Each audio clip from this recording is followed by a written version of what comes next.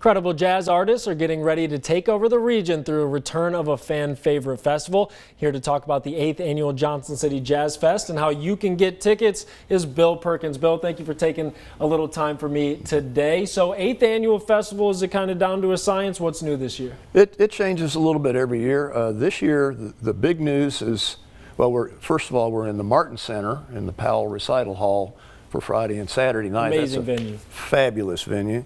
We're again at the Jackson Theater on Sunday with the two big bands, but we've got our Jazz Jam, which happens weekly on Thursdays at Capone's.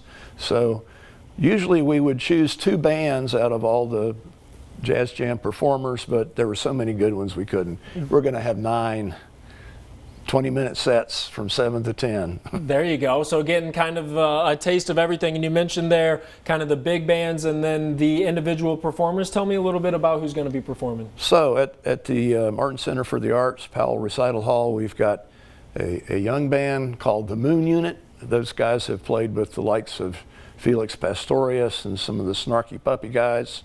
It's funky and some electronics in it. It's going to be fun.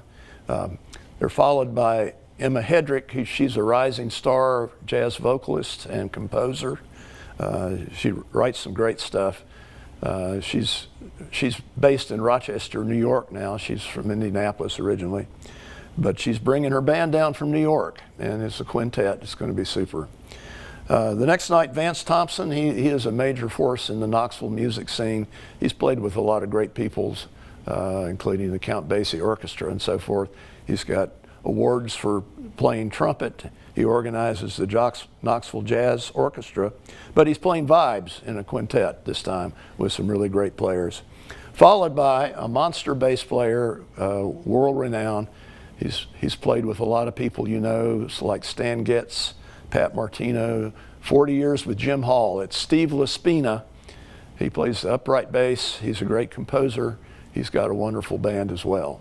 So you mentioned some vocalists, some funky stuff, some vibes. So there's kind of a little bit of something for everybody, right? That's right. And Vance Thompson has Kelly Jolly singing a few numbers with him too. So there's two vocalists. Amazing. So tickets are still available. How can people kind of get those tickets? JohnsonCityJazzFestival.com. Hard to remember, I know. But, right. There's some links you can click on there. Two separate tickets if you want to go to the Martin Center or the Jackson Theater.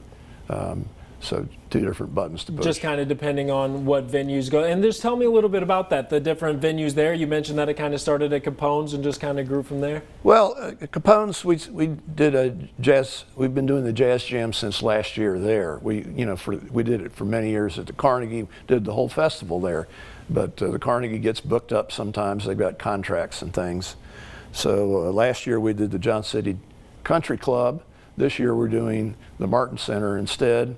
But the Jackson Theater in Jonesboro was a brand new venue, and it's a very popular spot for the big bands. So. Right, and I think that's one of those popular venues in the area that people will know, and it's really cool to kind of take it around the region a little bit. Well, thank you so much, Bill. That festival is April 16th through the 19th, those multiple venues that we discussed there. For a full schedule and to purchase those tickets, head over to JohnsonCityJazzFestival.com. Stay with us. We'll be right back.